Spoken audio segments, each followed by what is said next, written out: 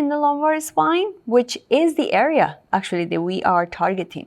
We are compressing the lumbar vertebrae. That is the target area of Sphinx Pose.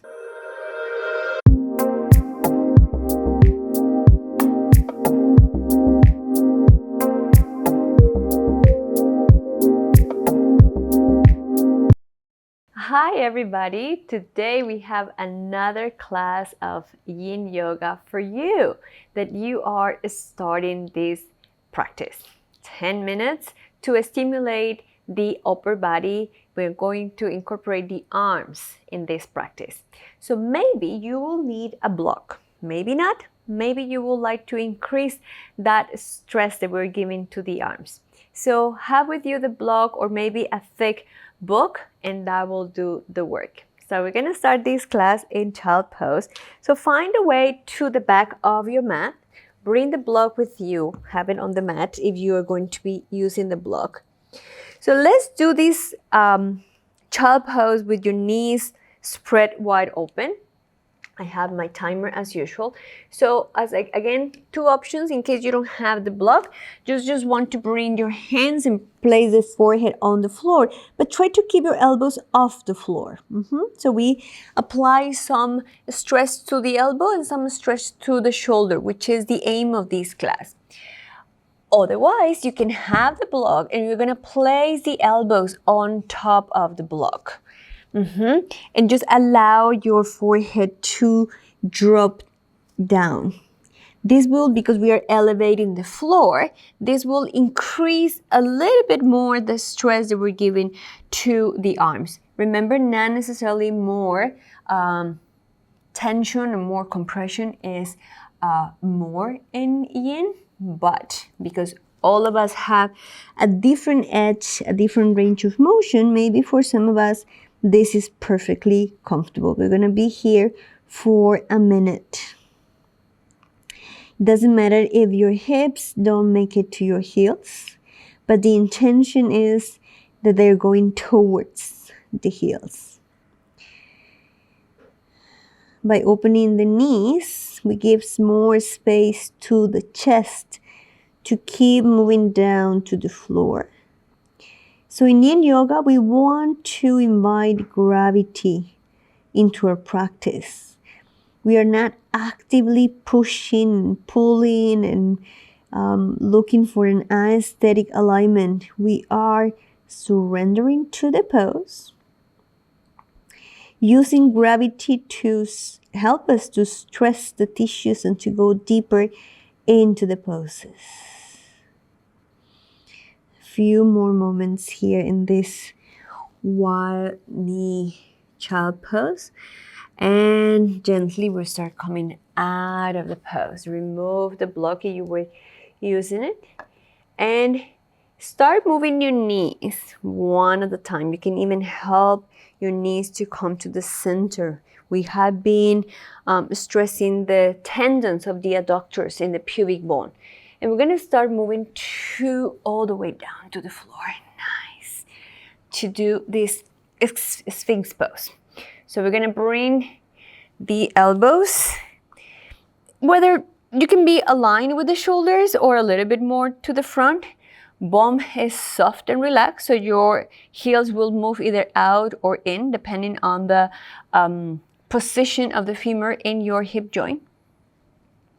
If for whatever reason, maybe you have hypermobility in the lumbar spine, meaning that doing this pose causes some discomfort in the lumbar spine, which is the area actually that we are targeting.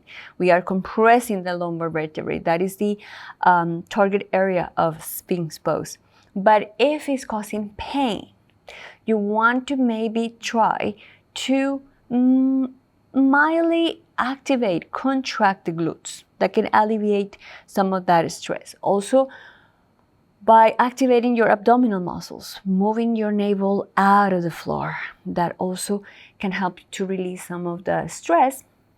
Otherwise, you can relax the muscles and allow the gravity to pull you down and to compress the lumbar spine. Good. We're going to finish here. So this pose is going to take us to the next one, which is crisscross shoulder stretch. So how does it work? We're gonna bring the left arm in front, just to stretch and to move the right arm underneath. And then we're gonna start moving, let me start the time here, the left hand towards the right. So you are actually making like a cross with your arms. And in this case, we're gonna have that left arm in front, is the one that is above the right. You can rest your forehead or your head actually on your arms and just let it go. Arms are relaxed, legs are relaxed. This pose, we're giving a nice stretch to the posterior part of the shoulder.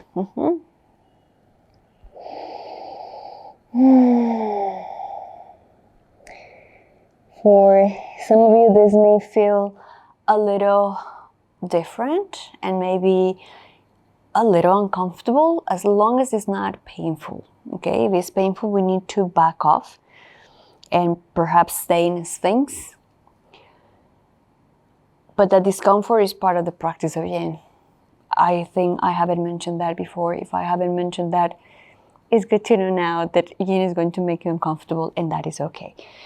Oh, good. We're gonna start moving away from the pose. So bring more arm, then the other one, and make a pillow with your hands just to rest for a bit. Because guess what? We have two sides, so we have to go and do it to the other side. Good, enough rest. Yeah, this is the difference between Yin Yoga and restorative, which I already have a video about this. We are not relaxing here. We are actually stressing our tissues. Good, so let's do it the other side. So extend the right arm in front. We're gonna start moving the left hand towards the right. And then we start moving the right hand towards the left. So now the right arm is above, is in front of your body, and you let go your head. You may feel that probably this way of shifting the arms feels different, because we are not symmetrical. So not necessarily what we do for one arm, we have to do it for the other arm. Not necessarily what we do for one side of the body, we need to do it for the other side of the body. I feel this one very different in my right shoulder, because today I already know that my right shoulder has a different shape than the left shoulder, and it just creates different movements. Anyway, we're gonna start moving out of this pose. Remember, we have to move in a slow motion, making a pillow with your hands, and we're gonna rest in this pose for a minute. Allowing the spine to neutralize, the shoulder to be quiet. If you still feel a lot of tension and pressure on the shoulders, you may actually want to bring your ear to the floor and rest your hands next to your body. This is a good way to relax also the shoulders. Because with this, we finish the class. So we're going to take just a few more moments here. If you decided to do this, just make sure that you also do the other side. So you bring the other ear to the floor, kind of like to level up the cervical spine. Good. Now very carefully and gingerly, we're going to roll to one side. Take your time to start moving up. Come into a comfortable seated position. Take the time to get up.